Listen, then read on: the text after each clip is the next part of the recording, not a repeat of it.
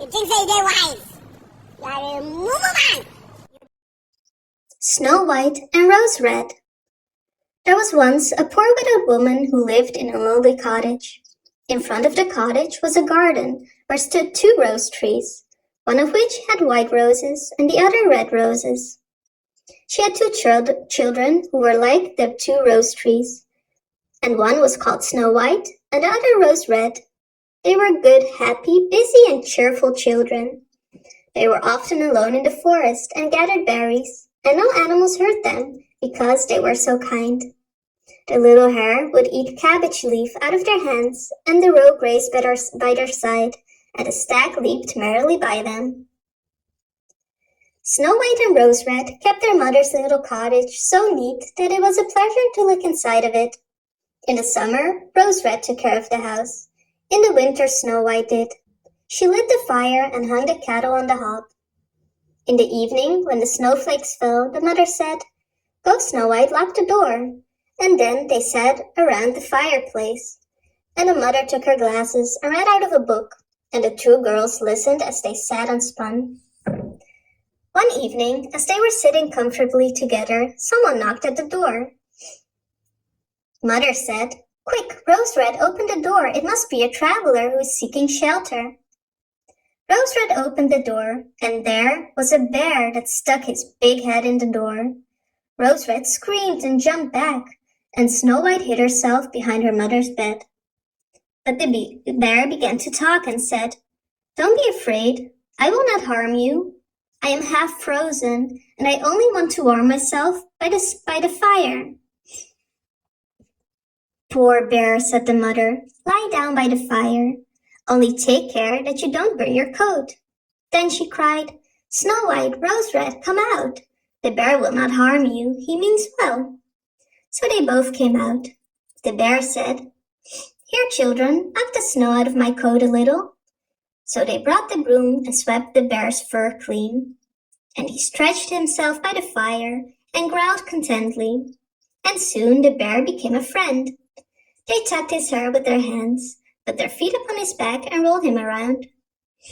When it was bedtime and the others went to bed, the mother said to the bear, "You can lie there by the fireplace, and then you will be safe from the cold and the bad weather."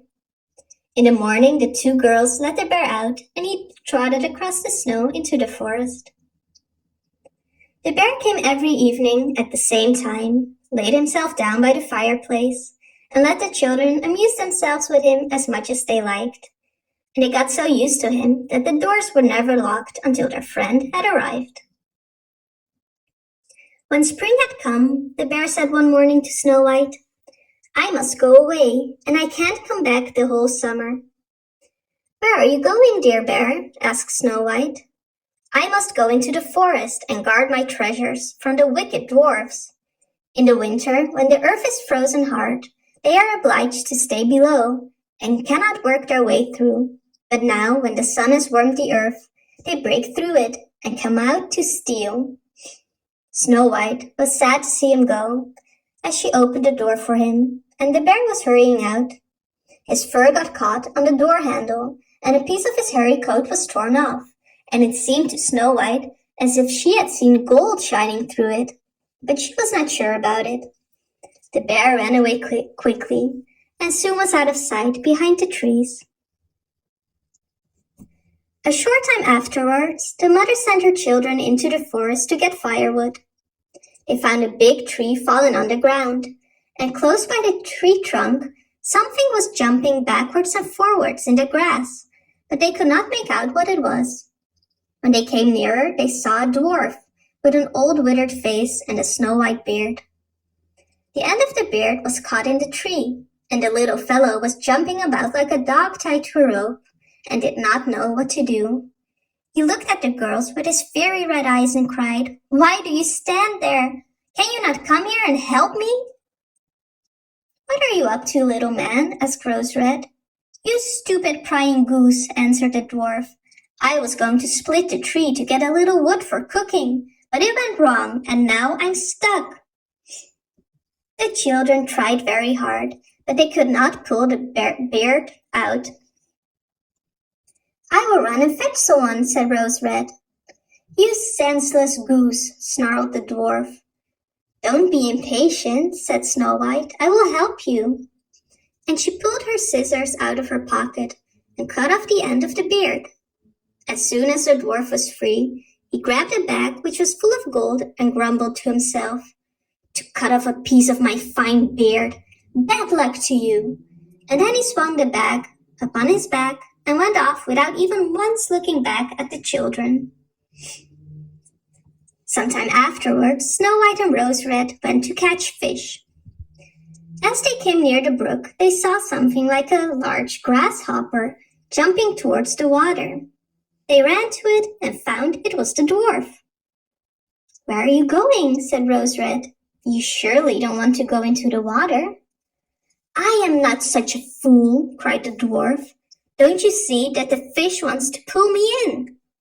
The little man had been sitting there fishing, and unluckily the wind had tangled up his beard with the fishing line. A moment later, a big fish made a bite. The fish kept the upper hand and pulled the dwarf towards him. He held on, but it was of little good, for he was forced to follow the movements of the fish and was in urgent danger of being dragged into the water. The girls came just in time. They held him fast and tried to free his beard from the line. There was nothing to do but to bring out the scissors and cut the beard. When the dwarf saw, he screamed out, "Was it not enough to clip off the end of my beard? Now you have cut the best part of it."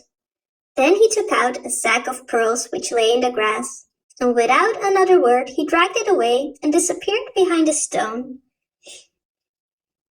It happened that soon afterwards the mother sent the two children to town. They noticed a large bird hovering in the air, flying slowly round and round above them. It sank lower and lower, and at last settled near a rock not far away. Immediately they heard a loud cry. They saw with horror that the eagle had seized their old acquaintance, the dwarf, and was going to carry him off. The children grabbed the little man tightly and pulled against the eagle so long that it let go. As soon as the dwarf had recovered from his first fright, he cried with a shrill voice, "Could you not have done it more carefully?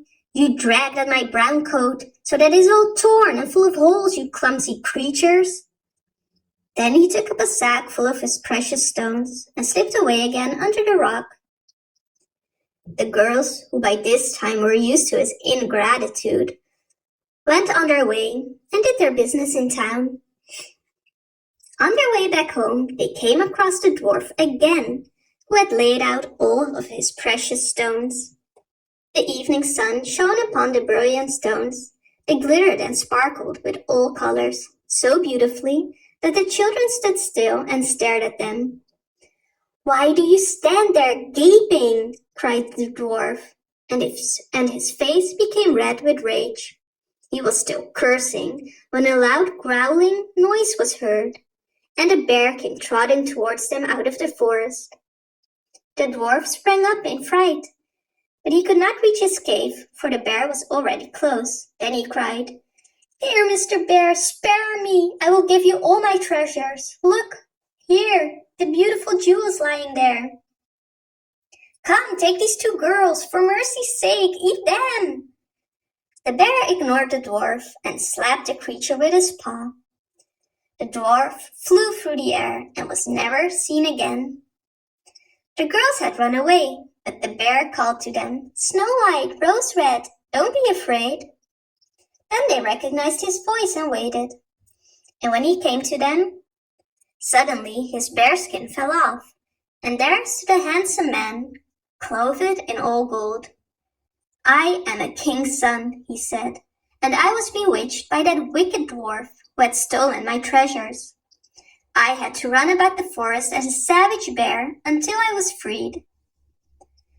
In the end, Snow White married him, and Rose Red married his brother, and they divided between them the great treasure which the dwarf had gathered in his cave. The old mother lived peacefully and happily with her children for many years. She took the two rose trees with her, and they stood before her window, and every year bore the most beautiful roses, white and red. You be mumu. You think they wise. Jag är Momoman!